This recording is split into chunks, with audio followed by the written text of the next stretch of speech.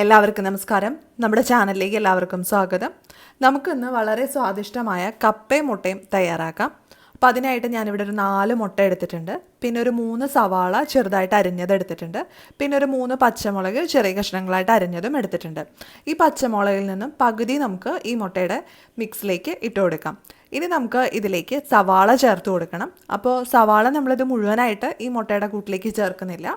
ഒരു പകുതിയോളം നമുക്കിതിലേക്ക് ചേർത്ത് കൊടുക്കാം. അപ്പോൾ ഏതാണ്ട് ഒരു 1.5 സവാള നമുക്ക് ഇതിലേക്ക് ചേർത്ത് കൊടുക്കാം. അതിനുശേഷം ആവശ്യത്തിനുള്ള ഉപ്പും കൂടെ ചേർത്ത് നമുക്കിത് നന്നായിട്ട് ബീറ്റ് ചെയ്തെടുക്കാം. സാധാരണ നമ്മൾ ഓംലെറ്റൊക്കെ ഉണ്ടാക്കാനായിട്ട് മുട്ട നന്നായിട്ട് ബീറ്റ് ചെയ്യില്ലേ, അതുപോലെ നമുക്ക് ബീറ്റ് ചെയ്തെടുക്കാം.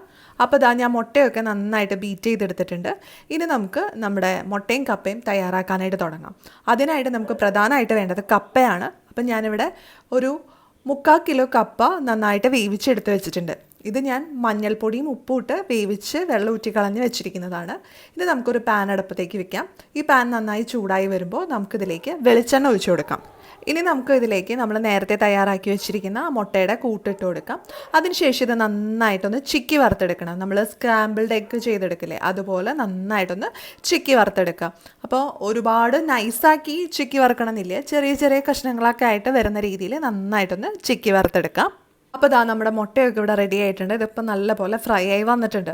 ഇനി ഇത് നമുക്ക് സ്റ്റവിൽ നിന്ന് മാറ്റാം. അതിനുശേഷം വേറൊരു പാൻ അടുപ്പത്തേക്ക് വെക്കാം. എന്നിട്ട് അത് നന്നായി ചൂടായി വരുമ്പോൾ കുറച്ച് വെളിച്ചെണ്ണ ഒഴിച്ചു കൊടുക്കാം. അപ്പോൾ നിങ്ങൾക്ക് ഇഷ്ടമുള്ള കുക്കിംഗ് ഓയിൽ ഉപയോഗിക്കാം. ഞാനിവിടെ വെളിച്ചെണ്ണയാണ് എടുത്തിരിക്കുന്നത്. ഈ എണ്ണ നന്നായി ചൂടാവുമ്പോൾ നമുക്കിതിലേക്ക് നമ്മൾ നേരത്തെ അരിഞ്ഞു മാറ്റി വെച്ചിരിക്കുന്ന സവാളയും പച്ചമുളകും ഇട്ട് കൊടുക്കാം. അപ്പോൾ ഇത് നന്നായിട്ടൊന്ന് വഴറ്റി കൊടുക്കുക. അതിനുശേഷം നമുക്കിതിലേക്ക് ആവശ്യത്തിനുള്ള ഉപ്പും കൂടെ ചേർത്ത് കൊടുക്കാം. നമ്മൾ ഓൾറെഡി മുട്ടയിൽ ഉപ്പിട്ടിട്ടുണ്ട്. പിന്നെ നമ്മൾ കപ്പ ഉപ്പിട്ടാണ് വേവിച്ച് കൊടുത്തിരിക്കുന്നത്. പക്ഷേ എന്നാലും ചെറുതായിട്ടൊരു ഉപ്പും കൂടെ ചേർത്ത് കൊടുക്കുന്നത് നല്ലതായിരിക്കും, ഉപ്പ് കുറവാണെങ്കിൽ. അപ്പോൾ എൻ്റെ കപ്പയ്ക്ക് ഇത്തിരി ഉപ്പ് കുറവാണ്. അപ്പോൾ അതുകൊണ്ട് ഞാനിപ്പോൾ കുറച്ച് ഉപ്പും കൂടെ ഇട്ടാണ് ഇത് വഴറ്റിയെടുത്തത്. ഇനി നമുക്ക് ഇതിലേക്ക് ആവശ്യമായിട്ടുള്ള പൊടികൾ ചേർത്ത് കൊടുക്കണം. ഇനി നമുക്ക് ഇതിലേക്ക് മുളക് പൊടി ചേർത്ത് കൊടുക്കാം. ഒരു 1.5 ടേബിൾ സ്പൂൺ അളവിൽ കാശ്മീരി മുളക് പൊടിയാണ് ഞാൻ ഇതിലേക്ക് ഇട്ട് കൊടുത്തിരിക്കുന്നത്. നമ്മൾ കപ്പ കുറച്ച് കൂടുതലുണ്ട്, അപ്പോൾ അതുകൊണ്ടാണ് ഞാൻ അത്രയും മുളക് പൊടി ഇട്ട് കൊടുത്തിരിക്കുന്നത്. പിന്നെ നമ്മുടെ മുട്ടയും കപ്പയും കുറച്ച് സ്പൈസി ആയിട്ടുള്ള ഒരു ഡിഷും കൂടിയാണ്. അപ്പോൾ കുറച്ച് എരിവ് വേണം, എന്നാലാണ് ഇതിന് നല്ലൊരു ടേസ്റ്റ് കിട്ടുക. ഇനി നമുക്ക് ഇതിലേക്ക് ഗരം മസാല ചേർത്ത് കൊടുക്കണം. അപ്പോൾ ഒരു 3/4 ടീസ്പൂൺ അളവിൽ ഗരം മസാലയും കൂടി ഇതിലേക്ക് ഇട്ട് കൊടുത്തിട്ടുണ്ട്. ഇനി ഇത് നന്നായിട്ടൊന്ന് മിക്സ് ചെയ്തെടുക്കുക. ആ മസാലയുടെ പച്ചമണമൊക്കെ ഒന്ന് മാറുന്നത് വരെ നമുക്കിത് നന്നായിട്ട് വഴറ്റിയെടുക്കാം. അതിനുശേഷം നമുക്കിതിലേക്ക് നമ്മൾ നേരത്തെ വേവിച്ച് വെച്ചിരിക്കുന്ന കപ്പ ചേർത്ത് കൊടുക്കാം. ഇനി ഇത് നന്നായിട്ടൊന്ന് ഇളക്കി യോജിപ്പിക്കുക. നമ്മുടെ കപ്പയുടെ എല്ലാ ഭാഗത്തും ആ മസാലക്കൂട്ട് നന്നായിട്ട് പിടിക്കുന്ന രീതിയിൽ നന്നായിട്ടൊന്ന് ഇളക്കി യോജിപ്പിച്ചെടുക്കുക. അപ്പോൾ കപ്പ നമ്മളെപ്പോഴും കുറച്ച് നന്നായിട്ട് വേവുന്ന രീതിയിൽ ഉള്ള കപ്പ വാങ്ങുന്നതാണ് നല്ലത്. അപ്പോൾ കപ്പ നന്നായിട്ട് വെന്തുടഞ്ഞു കഴിഞ്ഞാലാണ് നമ്മുടെ ഈ ബിരിയാണിക്ക് അല്ലെങ്കിൽ മുട്ട കപ്പ ബിരിയാണിക്ക് നല്ല ടേസ്റ്റ് കിട്ടുക. അപ്പോൾ ഞാനിതിപ്പോൾ നന്നായിട്ട് മിക്സ് ചെയ്തെടുക്കുന്നുണ്ട്. ഇനി നമുക്ക് ഇതിലേക്ക് നമ്മൾ നേരത്തെ തയ്യാറാക്കി വെച്ചിരിക്കുന്ന മുട്ടയുടെ ആ കൂട്ട് ഇതിലേക്ക് ഇട്ട് കൊടുക്കാം. അപ്പോൾ മുട്ട വറുത്തത് നമുക്ക് ഇതിലേക്ക് ഇട്ട് നന്നായിട്ടൊന്ന് മിക്സ് ചെയ്തെടുക്കാം.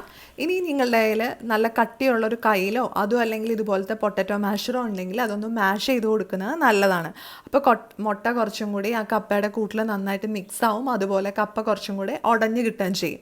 അപ്പോൾ ഇങ്ങനെ ചെയ്യാം. അതും അല്ലെങ്കിൽ ഗ്ലാസ് ഉണ്ടല്ലോ, സ്റ്റീലിൻ്റെ ഇങ്ങനെ വക്കൊന്നും ഇല്ലാത്ത ഗ്ലാസ്, അങ്ങനത്തെ ഗ്ലാസ് ഉപയോഗിച്ച് നമുക്കിത് മിക്സ് ചെയ്തെടുക്കാം. അപ്പോൾ നിങ്ങൾക്ക് ഏതാണ് താല്പര്യം എന്ന് വെച്ചാൽ അത് ഉപയോഗിച്ച് ചെയ്യാം. ഇപ്പോൾ നമ്മൾ തട്ടുകടയിലൊക്കെ ആണെങ്കിൽ അവർ ഗ്ലാസ് ഉപയോഗിച്ചിട്ടാണ് ചെയ്യുന്നത്. അപ്പം അങ്ങനത്തെ ഗ്ലാസ് ഉപയോഗിച്ചും ചെയ്യാം. ചില്ല് ഗ്ലാസ് എടുക്കരുത്, സ്റ്റീൽ ഗ്ലാസ് എടുത്തിട്ട് വേണം ചെയ്യാനായിട്ട്. അപ്പം ഞാനിപ്പോൾ നന്നായിട്ട് മിക്സ് ചെയ്തെടുത്തിട്ടുണ്ട്. അപ്പോൾ ഇത്രയേ ഉള്ളൂ. വളരെ സിമ്പിളാണ് നമുക്കിത് തയ്യാറാക്കി എടുക്കാനായിട്ട്. പക്ഷെ നല്ല ടേസ്റ്റി ആയിട്ടുള്ളൊരു ഡിഷും കൂടിയാണ്. അപ്പോൾ വളരെ എളുപ്പത്തിൽ തയ്യാറാക്കാൻ പറ്റുന്ന മുട്ടക്കപ്പ നിങ്ങൾക്ക് എല്ലാവർക്കും ഇഷ്ടമായെന്ന് പ്രതീക്ഷിക്കുന്നു. ഇഷ്ടമായാൽ ലൈക്ക് ചെയ്യുക, ഷെയർ ചെയ്യുക, അതുപോലെ നിങ്ങളുടെ അഭിപ്രായങ്ങളൊക്കെ താഴെ കമൻറ്റ് ബോക്സിൽ പറയാം. ഇനി നമുക്ക് അടുത്ത ദിവസം മറ്റൊരു റെസിപ്പിയായിട്ട് വീണ്ടും കാണാം.